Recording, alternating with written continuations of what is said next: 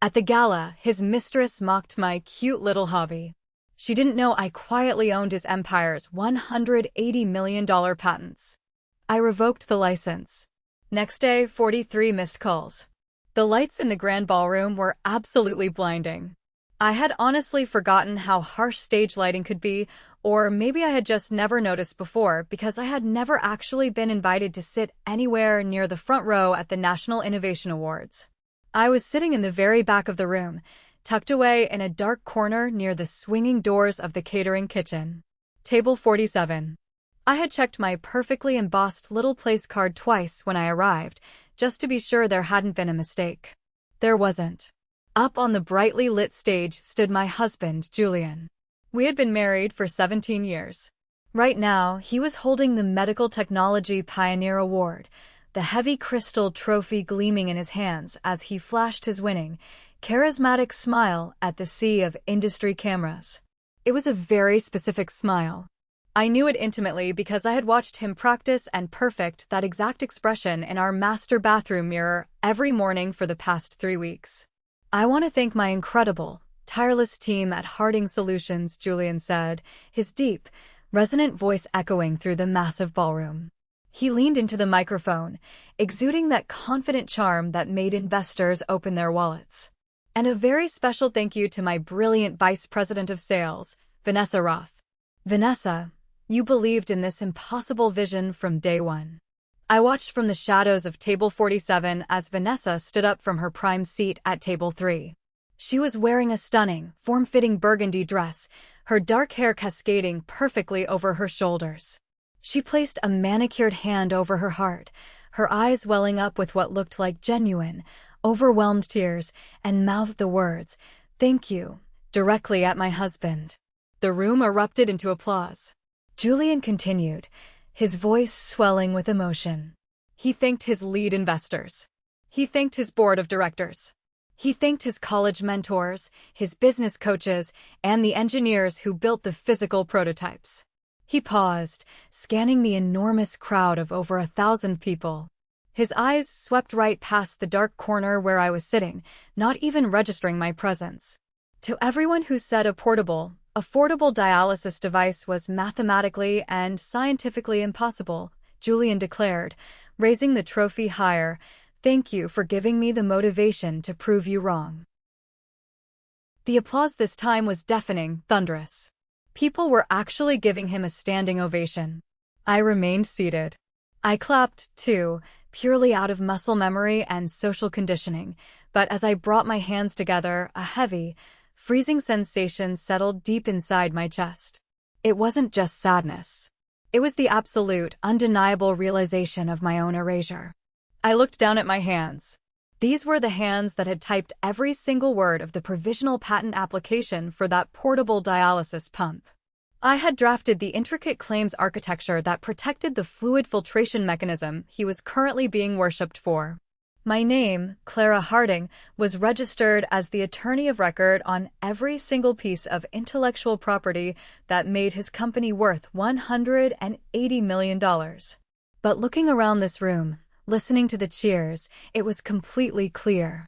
Tonight, in his moment of ultimate triumph, I wasn't Clara Harding, the brilliant patent attorney. I wasn't even Clara Harding, the supportive wife of 17 years. I was just a nameless, faceless woman relegated to Table 47, sitting next to a junior marketing assistant who had spent the last hour complaining about her cat. Julian had built an empire, and he had decided, very publicly, that I was not a part of it. As the gala transitioned into a noisy, champagne-fueled networking reception, I stayed at my table, watching the ice melt in my water glass. My mind started playing a highlight reel of the last 17 years, pulling up memories I had carefully boxed away to keep the peace in our marriage. When Julian and I first met, I was a razor-sharp, ambitious associate at a prestigious intellectual property law firm. I was on the fast track to becoming a partner. Julian was a charismatic business major with a million ideas, but zero clue how to actually protect or execute them. When he first sketched out the concept for the dialysis pump on a napkin, it was flawed. It was unpatentable. I spent months researching, tweaking, and rewriting the core mechanical concepts so it could survive the brutal examination process at the United States Patent and Trademark Office. I filed the very first, critical provisional application sitting at our wobbly, scratched kitchen table in our terrible first apartment. I was 7 months pregnant with our daughter, Maya, my ankles swollen, my back aching, running on 3 hours of sleep and cold instant coffee. 2 years later, when the patent examiner rejected our continuation claims, I argued the case over the phone while literally lying in a hospital bed, recovering from a complicated C-section. I had my laptop balanced precariously on my legs, fighting tooth and nail against federal lawyers to secure the international rights that would eventually make Julian a multimillionaire. But slowly, insidiously, Julian began to change the narrative. As the company grew, as the seed money turned into Series A and Series B funding, my role was quietly diminished. He started calling my legal work administrative chores. Whenever I brought up returning to my firm or taking an official executive role in his company, he would use that soft, understanding, completely manipulative tone. "Clara, honey," he would say, rubbing my shoulders. "You're doing the most important job in the world right now, raising Maya. The corporate stuff is just boring bureaucracy. I need to focus on the big picture, the vision. Let me handle the stressful investor meetings. You just keep holding down the fort for us." I bought it. I bought the myth of the we. I drove a rattling 10-year-old Honda Civic so we could pour every extra dollar into his research and development. Meanwhile, the moment the first round of venture capital cleared, Julian bought himself a brand new Tesla Model S, claiming he needed to project an image of success to attract more investors. I stayed home, reviewing patent office actions late into the night for free, convincing myself that his success was our success. I convinced myself that a marriage was a partnership, even if only one person was standing in the spotlight. But sitting in that ballroom, watching him work the crowd with Vanessa Roth permanently glued to his side, the delusion completely shattered. There was no we. There was only Julian and the pedestal I had spent almost 2 decades breaking my back to build for him. He hadn't just forgotten to thank me. He had systematically convinced himself that I hadn't done anything worth thanking. The noise inside the ballroom became suffocating. The clinking of glasses, the loud, fake corporate laughter, the endless congratulations directed at my husband. I couldn't breathe. I stood up abruptly, smoothing down my simple, practical navy dress, and pushed my way through the heavy doors out into the quiet, carpeted hallway. The corridor was lined with glossy, life-sized promotional posters showcasing the nominees for the evening. I stopped in front of the massive display for Harding Solutions. It was a sleek, professional team photo. Julian stood dead center, arms crossed, exuding absolute power. Arranged around him in a carefully choreographed pyramid was his executive team. Right there, prominently placed at his right shoulder, was Vanessa Roth. I stared at the poster. I wasn't in the photo. Nobody had even casually mentioned a photo shoot to me. Looking for the ladies' room? I spun around. Vanessa Roth was standing less than 3 feet away from me. Up close, the vice president of sales was even more striking and noticeably younger than I had estimated. Maybe 32 or 33. She was holding 2 crystal flutes of champagne. Her smile was perfectly manufactured, pleasant on the surface, but dripping with a subtle, unmistakable poison. "You're Clara, right?" "Julian's wife," she said, not even waiting for me to nod. "It is so nice to finally meet you in person. Julian talks about you all the time." That was the first lie. I could tell by the deadness in her eyes, the way her smile didn't reach past her cheekbones. Though, Vanessa continued, her voice dropping into a conspiratorial, almost pitying tone, "He did mention you've been incredibly busy with your mom duties lately." She took a slow, deliberate sip from one of the glasses. That's when I saw it. The second glass she was holding, the one she wasn't drinking from, had a faint but distinct smudge of red lipstick on the rim. It was Max Russian red. It was my shade. It was the exact shade Julian always complimented when I used to dress up for our date nights years ago. "It's really wonderful that you could make it out of the house tonight," Vanessa said, taking a step closer, invading my personal space just enough to establish dominance. I know these massive corporate events can be incredibly tedious and boring when you don't really understand the technical side of the business. The sheer audacity of the statement paralyzed me for a fraction of a second. I took a slow breath. "I'm a patent attorney," I said, my voice shockingly level. "I secured all 17 foundational patents for the dialysis system, including the complex continuation in part that covers the fluid filtration mechanism Julian just won that crystal trophy for." Vanessa's fake smile didn't falter for a second, but a tiny flicker of annoyance flashed in her eyes. She tilted her head, looking at me like I was a slightly dim-witted child trying to explain a finger painting. "Oh, how sweet," she cooed, her voice dripping with condescension. "Julian mentioned you used to work in patent law before little Maya was born. It is so important for stay-at-home moms to have a cute little legal hobby to keep their minds sharp." A cute little legal hobby. I had literally worked a 36-hour straight shift 3 months ago to meet a non-negotiable federal filing deadline, while Julian was supposedly at a crucial business conference in Tokyo, a conference I was suddenly, horrifyingly certain involved this woman standing in front of me. "Well, I really should get back," Vanessa said, already turning on her expensive heels. "Julian gets so anxious when I wander off. We have a lot of high-net-worth investors to schmooze tonight. You know how exhausting it is. Or, well, you probably don't. Have a lovely evening, Clara. Oh, and your dress, it's very practical." She walked away, her heels clicking a sharp rhythm against the marble floor. I didn't scream. I didn't throw my purse at her. I just stood there in the quiet hallway as a profound, terrifying calm washed over my entire body. A cute little hobby. I pulled my phone out of my clutch and opened my digital legal archives. It was time to show them exactly what my hobby could do.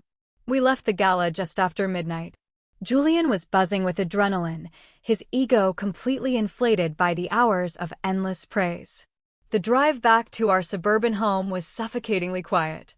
He drove too fast, his hands gripping the steering wheel of his expensive Tesla, the electric engine humming a low, continuous note in the dark. I stared out the passenger window, watching the blur of streetlights cast rhythmic shadows across the leather dashboard. "You were awfully quiet tonight," Julian finally said, breaking the silence. His tone wasn't concerned, it was slightly annoyed, as if my lack of visible enthusiasm was ruining his victory lap. "Marcus from Sequoia Capital asked about you, and you barely gave him 2 words." I turned my head slowly to look at him. "Did you sleep with her?" The question hung in the recycled air of the car, sharp and heavy. Julian's hands tightened on the wheel. He didn't swerve, he didn't slam on the brakes, but his jaw clenched so hard I could see the muscle ticking in his cheek. He didn't answer immediately. And in a marriage, silence to a question like that is the loudest confession possible. "How long, Julian?" I asked, my voice terrifyingly calm. I wasn't crying. I realized, with a strange sense of detachment, that my heart wasn't even racing. I had already grieved the death of this marriage years ago. Tonight was just the autopsy. He let out a long, slow exhale, running a hand through his perfectly styled hair. "Clara, please. Don't be dramatic. It's not what you think." "So, that is a yes," I stated flatly. "It's complicated," he fired back, his voice taking on that familiar, defensive edge. The gaslighting was immediate. "Vanessa and we have a connection. We understand each other's drive. We share the same aggressive vision for the company's future. You've been so closed off lately. You've been so entirely focused on Maya and your little home projects, you don't understand the pressure I'm under." "My little home projects?" Vanessa's words echoed in my head. "A cute little legal hobby."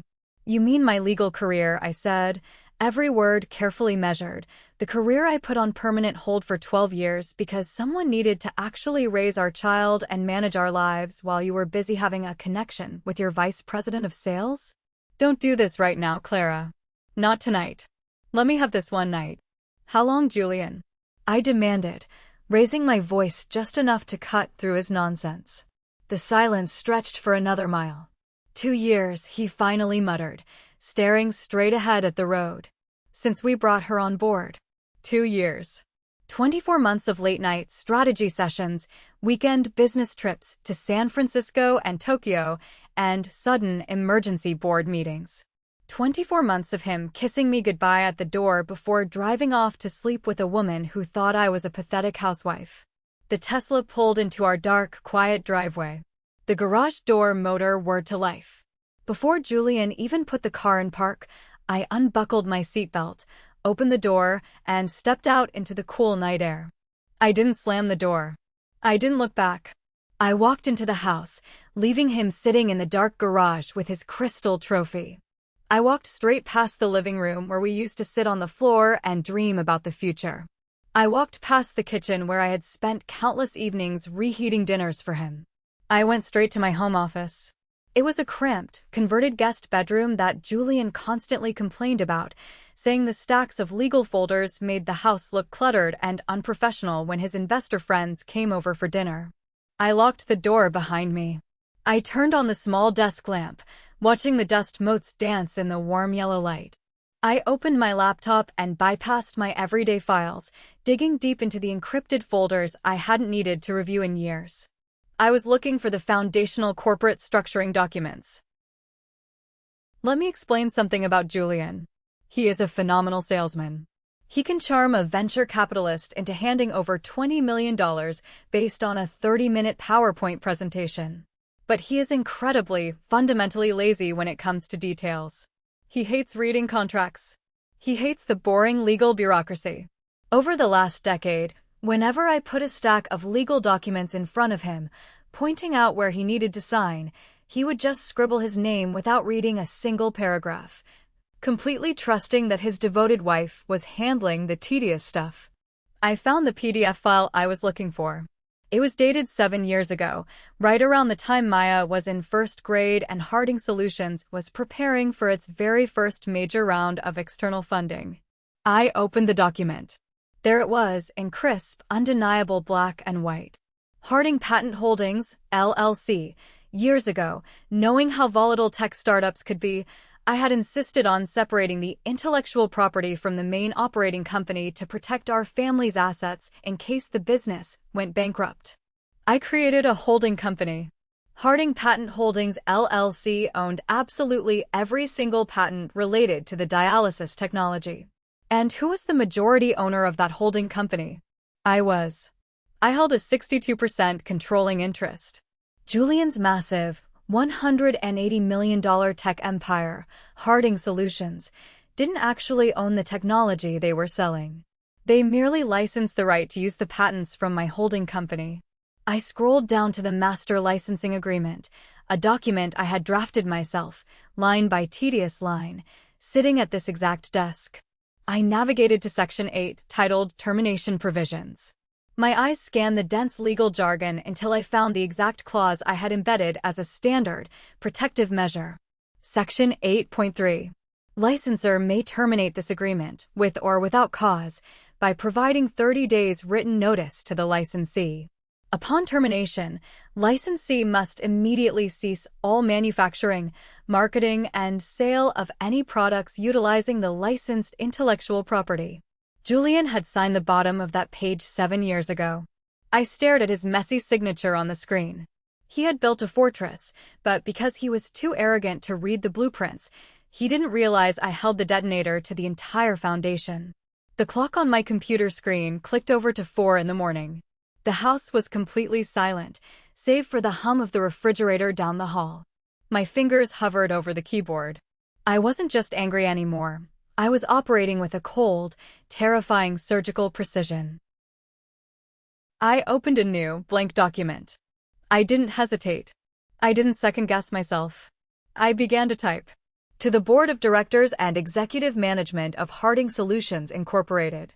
This letter serves as formal, binding notice of the immediate termination of the Master Patent Licensing Agreement dated September 14, 7 years prior, between Harding Patent Holdings LLC, the licensor, and Harding Solutions Incorporated, the licensee.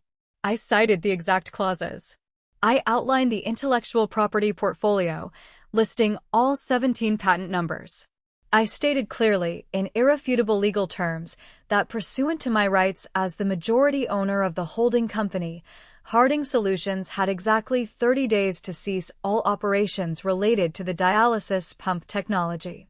In 30 days, they wouldn't legally be able to manufacture a single plastic tube without facing catastrophic federal lawsuits for patent infringement. I saved the document as a secure PDF. I opened my email client. I attached the notice. I typed in Julian's executive email address. Then I added the general counsel of Harding Solutions. Then I CC'd the entire board of directors. And finally, just to ensure maximum, unavoidable destruction, I CC'd the primary partners of every major venture capital firm that had invested in the company. I took one final, deep breath. I hit send.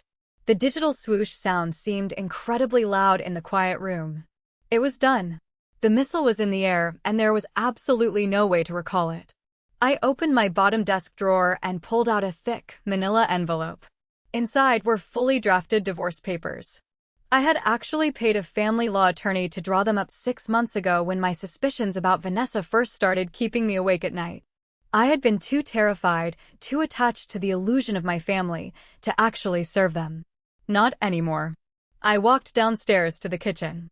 I placed the manila envelope right next to Julian's expensive espresso machine, leaning it against the coffee beans so it would be the very first thing he saw when he woke up. Then I walked quietly down the hall to Maya's bedroom. I pushed the door open gently. My 14-year-old daughter was sprawled across her bed, fast asleep. I sat on the edge of the mattress and gently shook her shoulder. "Maya," I whispered. "Maya, sweetie, wake up." She groaned, rubbing her eyes, her face illuminated by the soft glow of her digital clock. "It was 5 a.m., Mom. What's going on? Is the house on fire?" "No, baby," I said, keeping my voice incredibly steady and calm. "But I need you to get up and pack a bag. Pack enough clothes for a week. We're going to go stay with Aunt Nadia for a few days." Maya sat up, blinking against the darkness. She looked at my face, really looked at me, and whatever she saw there stopped her from arguing. "Okay," she said softly. We were out of the house and driving away before the sun even started to rise. Thank you for watching. If you haven't subscribed yet, please hit the like button, subscribe, and leave a comment with the name of the city you live in. Every comment helps the video reach more viewers. Thank you very much. The drive from Boston to my sister Nadia's house in Connecticut took about 2 hours. The sun hadn't even started to rise when I emerged onto the interstate. Maya had fallen back asleep in the passenger seat, her head resting against the cold window. I drove in absolute silence. I didn't turn on the radio. I didn't want to hear anything but the steady hum of the tires on the asphalt. Before I even put the car in reverse back at the house, I had completely powered off my cell phone. I knew what was coming. I knew that the moment my email hit the inboxes of Julian's board members, a digital hurricane was going to rip through my life. I needed a head start. I needed a few hours of peace to fortify my mind before the screaming started. We pulled into Nadia's driveway just as the sky was turning a pale, bruised purple. Nadia is a cardiac surgeon. She is 39, fiercely independent, and she has never, not even for a second, bought into Julian's charismatic facade. She bought her immaculate house with her own salary, and she never let Julian forget it whenever he tried to mansplain finance to her at Thanksgiving. She opened the door in her thick bathrobe, holding a mug of black coffee. She took one look at my face, then looked at Maya carrying her duffel bag, and she didn't ask a single question. She just stepped aside, let us in, and said she would make more coffee. After I got Maya settled into the guest bedroom, Nadia and I sat at her heavy wooden kitchen table. The house was perfectly quiet. I wrapped my hands around the warm mug, and I told her everything. I told her about the gala. I told her about the lipstick on the glass. I told her about Vanessa calling my 17-year career a cute little hobby. And then, taking a deep breath, I told her about the legal notice I had just sent to the entire board of directors. Nadia stared at me over the rim of her coffee mug. For a long moment, she didn't say a word. Then a slow, incredibly dangerous smile spread across her face. "Holy shit," Nadia whispered, leaning forward. You actually did it. You actually pressed the nuclear button on his entire company. Not yet, I corrected her, taking a sip of the bitter coffee. I just started the countdown timer. He has exactly 30 days to comply with the termination terms or beg me to negotiate a new licensing agreement. At what price? Nadia asked, her eyes gleaming with a mixture of pride and shock. Every single patent in the portfolio, I said, my voice steady. Every future patent derived from this technology, and a massive equity stake in perpetuity. Nadia whistled low and long. He will absolutely never agree to that. His ego won't allow it. So, you are really going to destroy his empire. I thought about that for a second. I thought about the 17 years of my life that I had poured into his foundation. I am not destroying anything, Nadia. I am simply repossessing what was always mine. I let myself sleep until noon. It was the first time in months that I had slept without clenching my jaw. When I finally woke up, the sunlight was streaming through the guest room blinds. I sat on the edge of the bed, took a deep breath, and held the power button on my phone. The device vibrated so violently in my hand I almost dropped it. The screen lit up, and the notifications came flooding in like a collapsed dam. Text messages, voicemails, missed calls, urgent emails. I had 43 missed calls from Julian alone. I didn't answer any of them. I just opened my voicemail and listened to the progression of his panic. The first message was left at 6 in the morning. He sounded confused and annoyed. He was asking where the hell I was and why there were divorce papers next to the coffee maker. The second message, left at 7:30, was a completely different tone. The general counsel had obviously woken him up.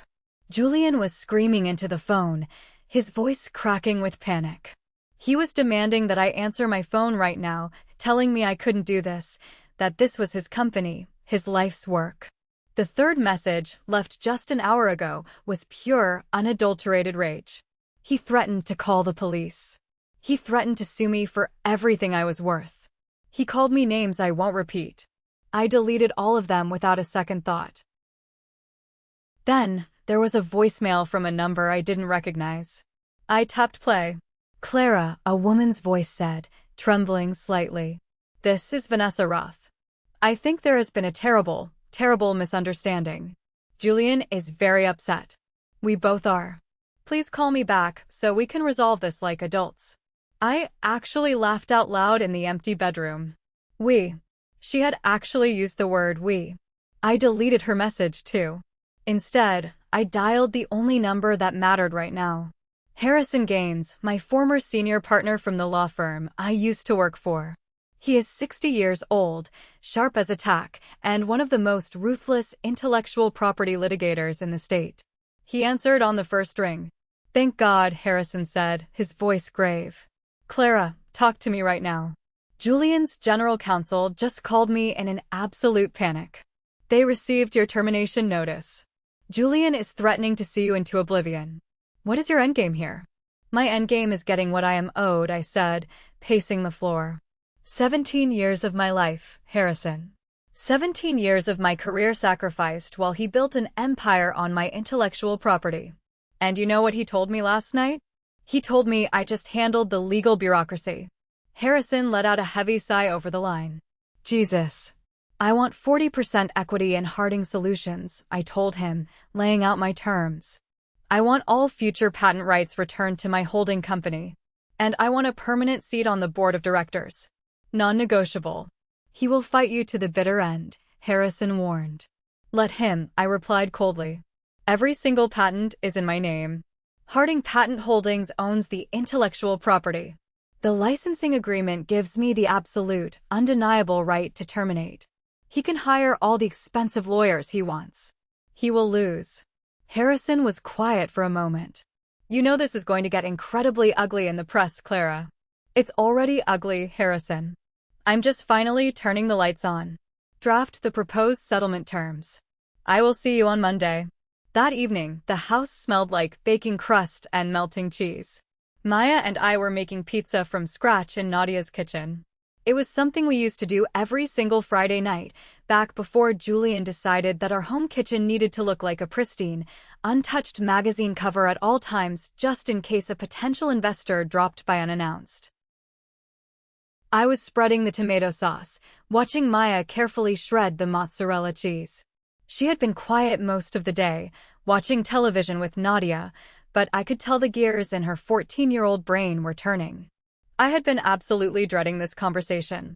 "Mom," Maya said suddenly, not looking up from the block of cheese. "Are you and Dad getting a divorce?" I stopped what I was doing and wiped my hands on a towel. I took a deep breath. "Yes, baby. We are." She nodded slowly, processing the information. Then she looked up at me, her eyes incredibly clear. "Is it because of Vanessa?" My head snapped up so fast my neck cracked.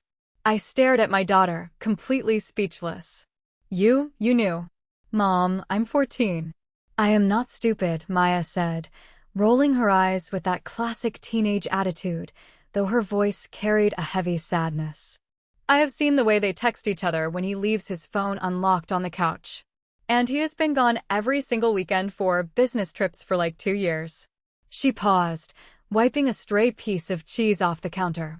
"I was kind of just waiting for you to figure it out." I didn't know whether to laugh or burst into tears. I felt a wave of profound guilt wash over me. I thought I had been protecting her by staying, by keeping the family intact, but she had been carrying this ugly secret right alongside me. "Are you okay, Maya?" I asked softly, stepping closer to her. Maya shrugged her shoulders. "I mean, it sucks.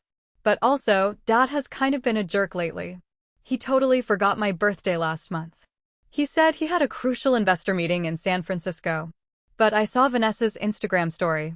They were at a fancy restaurant having her birthday dinner. My heart broke into a million pieces." "Oh, Maya. I am so sorry.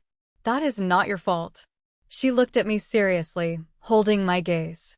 "Is it true what Aunt Nadia said? Are you taking away his patents?" "Not exactly," I explained, choosing my words carefully. "I am taking back my patents. I wrote them. I filed them. I own them. They were always mine." "Good," Maya said fiercely, her voice suddenly sounding much older than 14. "He always acted like he built everything all by himself. It was super annoying." I pulled her into a tight hug, getting flour all over her dark hair.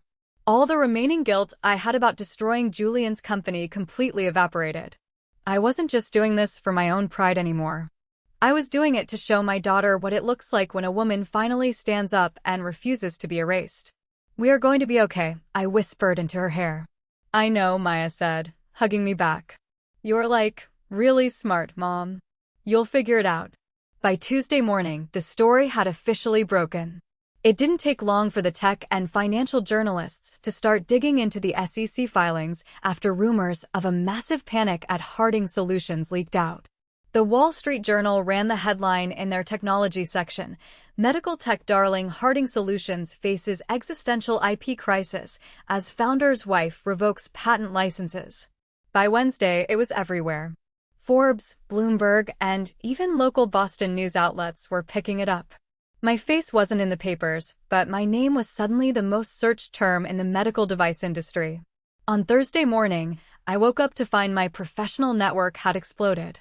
Dozens of patent attorneys I had never even met were sending me connection requests, wanting to discuss collaboration opportunities. But the most surprising message came from a name I actually recognized. Dr. Evelyn Thorne, the Chief Medical Officer at Biomed Innovations, which happened to be Harding Solutions' biggest competitor in the cardiovascular space. Her message was direct. She wanted to meet for coffee on Friday. I accepted. Friday morning, I walked into an upscale coffee shop in Cambridge, right near the MIT campus. Dr. Thorne was sitting at a corner table. She was 50 years old, radiating an intense, no-nonsense energy, with silver-streaked hair pulled back into a tight bun. "Clara," Evelyn said, standing up and shaking my hand with a firm, strong grip. "Thank you for meeting with me on such short notice. I admit, I've been watching the fireworks over at Harding Solutions with extreme interest." "I imagine a lot of people are," I said, taking a seat and ordering a black tea. "I am curious why you wanted to meet, Dr. Thorne." Evelyn smiled, a sharp, predatory smile. "Because I have read your patent applications for the dialysis pump. The claims architecture is absolutely brilliant. The way you layered the continuation strategy to box out competitors, it is masterclass legal work. That was your work, wasn't it? Not Julian's. Yes, I said quietly. Every word. I thought so, Evelyn nodded, leaning forward across the small table. Julian Harding couldn't architect his way out of a wet paper bag. I have read his undergraduate business thesis. It was mediocre at best. But you? You are the real deal, Clara. She slid a sleek, dark blue folder across the table toward me. This is our official offer, Evelyn said plainly. We are developing a new line of cardiovascular monitoring devices. We need someone who understands both the highly technical medical side and the aggressive patent strategy. I want you as our senior patent counsel. You get a seat on our intellectual property strategy committee, full equity participation, and a starting salary of $280,000 a year, plus performance bonuses. I opened the folder. My hands were actually shaking slightly. The numbers printed on the heavy stock paper swam in my vision. For the last 12 years, the only money I had made was a $65,000 part-time salary from doing contract work, just so I could manage Maya's schedule and handle Julian's corporate legal work for absolutely free. You're offering me more than I have ever made in my entire life, I said, stunned. I am offering you exactly what you are worth, Evelyn corrected me dryly. Plus, I won't lie, it will drive Julian absolutely insane when he finds out you are working for his biggest competitor. Think about it for a few days. After she left, I sat in that coffee shop for an hour, just staring at the offer letter. I wasn't just a housewife with a hobby. I was a weapon. The legal threats from Julian's camp escalated precisely as Harrison predicted. By Monday afternoon, Julian had retained one of the most aggressive, incredibly expensive corporate litigation firms in Boston. A courier knocked on Nadia's door and handed me a thick stack of papers. It was a terrifyingly worded cease and desist letter. They were threatening to sue me for tortious interference with business operations, breach of marital fiduciary duty, and corporate sabotage. They demanded I immediately rescind the termination notice or face a lawsuit that would bankrupt me for the rest of my natural life. I took pictures of the documents and securely messaged them to Harrison. Less than 5 minutes later, my phone rang. Did you read this garbage? Harrison laughed, his deep voice crackling over the phone. Breach of marital fiduciary duty? What a complete joke. They're throwing legal spaghetti at the wall to see if anything sticks and terrifies you into backing down. I'm not terrified, I said, spreading the documents across the kitchen island. I read the precedents. The holding company was formed before the massive valuation increase. The intellectual property is isolated. They don't have a single leg to stand on. Exactly, Harrison agreed. Julian's lawyers know they will lose in federal court. What they are trying to do is buy time. The investors are breathing down Julian's neck. Sylvia Carmichael, the lead partner from Sequoia Capital, has officially called for an emergency board meeting tomorrow morning at 10. Without your patents, their $45 million Series B investment is essentially burning in a trash can. Am I invited to this meeting? I asked. You are not on the board, Harrison said slowly. But I just got off the phone with their general counsel. I made it incredibly clear that if they want to negotiate a new licensing agreement and save the company from immediate liquidation, they need to hear your terms directly. You're attending as the majority owner and sole representative of Harding Patent Holdings. Julian is going to lose his mind, I noted. Julian doesn't have a choice anymore, Harrison stated firmly. The investors have taken the wheel. Now, let's review your demands one more time. We're asking for 40% equity in Harding Solutions, transferred immediately to your holding company, a formal title as Chief Intellectual Property Officer, and a permanent voting seat on the board of directors. And a formal, written apology from Julian, I added, my voice hardening, acknowledging my exact contributions to the intellectual property portfolio. It's highly unusual, Harrison cautioned. Corporate boards hate apologies. It admits liability. I don't care, I said. It stays in. I spent the rest of the evening preparing. I didn't review legal notes. I knew the patents backward and forward. Instead, I went to an upscale boutique downtown. I spent $3,000 of my own savings on a perfectly tailored, razor-sharp navy Armani suit. If I was going to walk into the empire I helped build, I was going to look like the woman who owned it. The Harding Solutions corporate offices were located in a gleaming, modern glass building in the Kendall Square Technology District. I had been to this office exactly twice in my life. Once for the grand opening ribbon-cutting ceremony 5 years ago, where I stood quietly in the back, and once for a holiday party where Julian famously forgot to introduce me to his new lead investors. Walking through the revolving glass doors on Tuesday morning felt like entering a completely different reality. The receptionist at the front desk, a young woman who had previously ignored me, saw me approach. Her eyes widened in panic. "Mrs. Harding," she stammered, quickly standing up from her chair. They are waiting for you in the executive boardroom on the 10th floor." I didn't smile. I just nodded and walked toward the private elevators. The elevator ride was silent. I watched the digital numbers climb higher and higher. My heart was pounding a frantic rhythm against my ribs, but my hands, resting casually by my sides, were perfectly steady. I smoothed down the lapels of my Armani suit. I was ready. The executive boardroom was a massive space made entirely of frosted glass and brushed steel, featuring a panoramic view of the Charles River. As I pushed the heavy glass door open, the low hum of anxious conversation instantly died. There were 8 people sitting around the long mahogany table. The 5 wealthy board members, the company's sweating general counsel, Julian, and sitting entirely too close to him, Vanessa Roth. I felt a brief flash of genuine anger seeing her there. She had no legal reason to be in this meeting, but Julian had clearly brought her for emotional support. Julian stood up so fast his heavy leather chair scraped violently against the floor. His face was flushed red with anger and lack of sleep. "You have absolutely no right to be in this building, Clara."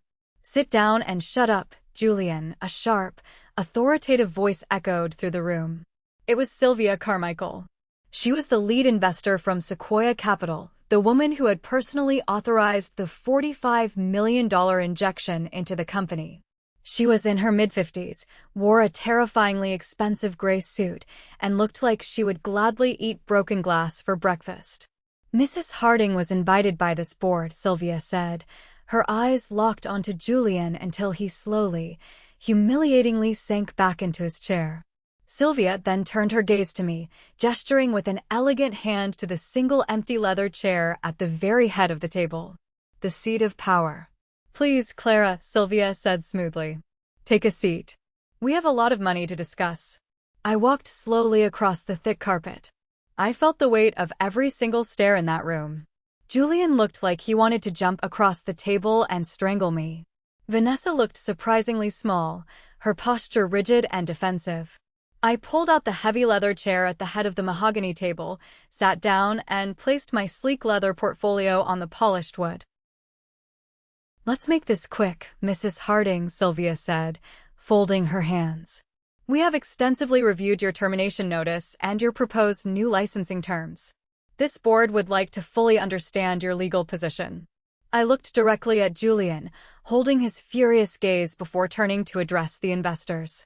"My position is incredibly simple," I said, my voice echoing clearly in the quiet room. "I own this company's future, and I am here to collect my rent." "You don't own anything," Julian snapped, unable to contain himself. He slammed his hand flat against the table. "Those patents were developed using company resources. You were my wife. You drafted them on behalf of Harding Solutions. This whole holding company scheme is fraudulent." I didn't raise my voice. I didn't need to. I calmly opened my leather portfolio and pulled out a heavily tabbed stack of documents.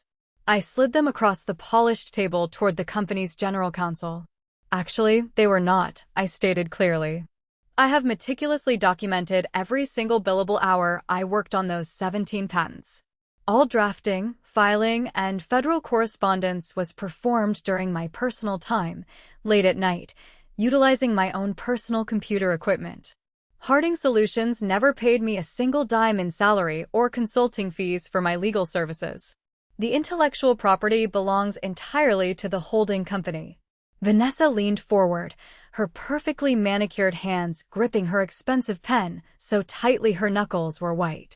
But Julian invented the core technology, she argued, her voice trembling slightly with forced bravado. You just filed the administrative paperwork. I slowly turned my head and looked at Vanessa. Really looked at her. I remembered her smirk in the hallway at the gala. A cute little legal hobby. Miss Roth, I said, my tone dripping with icy professionalism. I am a federally registered patent attorney with 17 years of highly specialized experience in medical device intellectual property. Julian has an undergraduate business degree and a profound talent for spending other people's money. I leaned forward, locking eyes with her. Tell me, Vanessa, which of us do you honestly think understands the hemodialysis technology well enough to draft complex claim language that successfully covers 43 different physical embodiments and survives brutal federal examination? Could you explain the fluid dynamics of the filtration mechanism right now to this board? Dead silence fell over the room. Vanessa's mouth opened slightly, but no words came out. She looked frantically at Julian, who was staring down at the table, his jaw clenched so tight I thought his teeth might crack. The patents are mine, I repeated, turning my attention back to Sylvia Carmichael. The only relevant question today is whether this board wants Harding Solutions to continue manufacturing products tomorrow morning. Sylvia leaned back in her chair, studying me with newfound respect. At what terms, Clara? 40% equity in Harding Solutions, transferred immediately, I listed calmly. A permanent, voting seat on this board. A formal executive title. And a personal apology from Julian, delivered in writing, legally acknowledging my exact contributions to this company. Julian let out a harsh, bitter laugh. You are completely insane. I am not giving you 40% of my company. It is not your company, Julian, I shot back, my voice finally cracking like a whip. It is the investor's company. And without my patents, it is nothing but leased office furniture. I looked directly at Sylvia. I believe your firm put $45 million into the Series B round. I am sure your analysts can calculate exactly what that investment is worth without the legal right to manufacture the device. The terrifying number hung in the cold air of the boardroom. 0. Sylvia Carmichael didn't blink. She turned to the rest of the board members. We need 15 minutes to discuss this privately. She looked back at me. Clara, would you mind stepping out into the hall? I stood up, gathered my portfolio, and walked out. Through the thick, frosted glass walls, I could see the chaos erupting inside. Julian was standing up, waving his arms, his face purple with rage. The general counsel was pointing aggressively at the documents I had provided. Sylvia was doing the talking, her face hard and unforgiving. Vanessa sat frozen in her chair, looking smaller and more irrelevant by the second. 20 agonizing minutes later, the heavy glass door opened. The general counsel gestured for me to come back inside. I took my seat at the head of the table. Julian was slumped in his chair, refusing to make eye contact with me. We accept the 40% equity transfer, Sylvia announced, her voice flat and businesslike. You will receive your board seat and the title of Chief Intellectual Property Officer. Julian retains the CEO position for now, but he reports directly to this board. The written apology will be included as an appendix to the settlement agreement. It was a total capitulation. Julian had lost control of his own empire. That is acceptable, I said slowly, letting the silence stretch just long enough to make everyone uncomfortable. On one final condition. Julian's head snapped up. What condition? We just gave you everything you asked for. I didn't look at him. I looked directly at the woman sitting next to him. Vanessa Roth is terminated. Effective immediately, I said, my voice echoing clearly in the silent room. With severe cause. She receives absolutely no severance package, no stock options, and no positive references. My signature on this settlement agreement is entirely contingent on her immediate removal from this building. Vanessa gasped aloud. What? You cannot do that. I absolutely can, I replied coldly. You are a massive corporate liability. An ongoing, inappropriate affair with the chief executive officer violates a dozen human resources policies. I am sure the lawyers can draft sufficient legal cause before lunch. Julian started to stand up, his hands flat on the table. Clara, please. Leave her out of this. This is between us. Sylvia Carmichael slammed her hand on the mahogany table. The sharp crack made everyone jump. Julian, Sylvia barked, her eyes blazing with fury. You need to decide right this exact second whose side you are actually on. Your girlfriend's, or the survival of this $45 million company. I watched the man I had loved for 17 years break right in front of me. I watched him weigh the woman he claimed to have a deep connection with against his own ego and bank account. It didn't even take him 10 seconds to decide. Julian let out a ragged breath and looked away from Vanessa.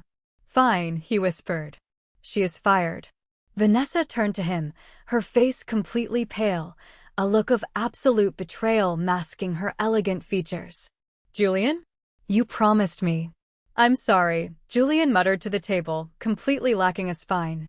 We don't have a choice. It has been 5 years since that morning in the glass boardroom. I would love to say that destroying Julian's ego fixed all my problems, but real life is messier than that. The divorce was brutal. Julian fought me over the house, the cars, and the custody schedule, mostly out of spite. But he never fought me on the company again. Thanks to the aggressive restructuring and the airtight patent strategies I implemented from my seat on the board, Harding Solutions eventually went public. The IPO was a massive success. On the day the bell rang on Wall Street, my 40% stake in the company was officially valued at nearly $400 million. Julian didn't last long after that. Without me quietly cleaning up his administrative disasters, his true incompetence became glaringly obvious.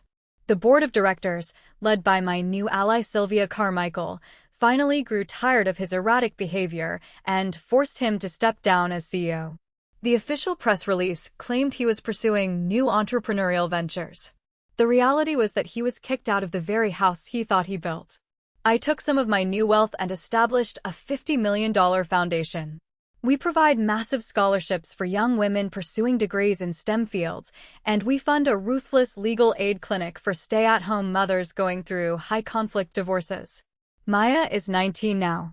She graduated high school with top honors and is currently a sophomore at MIT, studying biomedical engineering. When she packed her bags for college, she told me she didn't just want to invent things, she wanted to know exactly how to protect them so nobody could ever take them away from her. As for me, I accepted Dr. Evelyn Thorne's offer. I am the senior patent counsel at Biomed Innovations. I sit in a massive corner office with floor-to-ceiling windows overlooking the Boston skyline. The walls of my office are entirely covered with framed patents. 43 of them, to be exact. And every single one of them bears one name. Clara Harding. Not Julian's wife. Not the woman at table 47. Just Clara. Looking back at the empire I tore down to build my own, a small part of me wonders if stripping him of his company and humiliating them both in that boardroom was too vindictive. So, I leave it to you, Reddit. Am I the bad guy here? Or did they get exactly what they deserved? Let me know in the comments. Thank you for watching. If you haven't subscribed yet, hit that button to support the channel and catch more stories like this. See you in the next one.